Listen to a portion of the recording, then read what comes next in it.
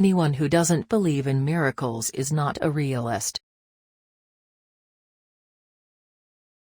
David Ben-Gurion, October 16, 1886, December 1, 1973, was the first Prime Minister of Israel. He was a leading Zionist campaigner before the establishment of the Jewish state, and played an instrumental role in Israel when the British Mandate in Palestine ended. He carried Israel through the 1948 Arab-Israeli War and led the country in its first years of existence, not retiring until 1970. The agricultural community that the Arabs found in Eretz Israel in the 7th century was none other than the Hebrew farmers that remained on their land despite all the persecution and oppression of the Roman and Byzantine emperors.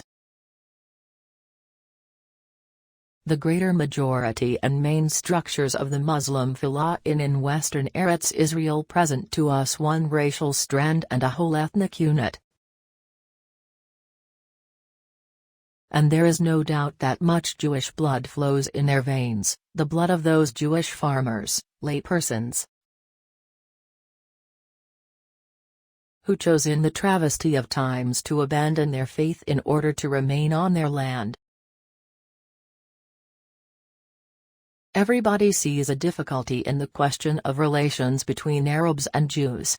But not everybody sees that there is no solution to this question. No solution. There is a gulf, and nothing can bridge it. We, as a nation, want this country to be ours. The Arabs, as a nation, want this country to be theirs. Under no circumstances must we touch land belonging to fellahs or worked by them. Only if a fellah leaves his place of settlement, should we offer to buy his land, at an appropriate price. The acceptance of partition does not commit us to renounce Transjordan. One does not demand from anybody to give up his vision. The debate has not been for or against the indivisibility of Eretz Israel. No Zionist can forego the smallest portion of Eretz Israel. The debate was over which of two routes would lead quicker to the common goal. In our political argument abroad, we minimize Arab opposition to us. But let us not ignore the truth among ourselves. But the fighting is only one aspect of the conflict, which is in its essence a political one. And politically we are the aggressors and they defend themselves. Militarily, it is we who are on the defensive who have the upper hand, but in the political sphere they are superior. We will make a great and awful mistake if we fail to settle Hebron, neighbor and predecessor of Jerusalem, with a large Jewish settlement,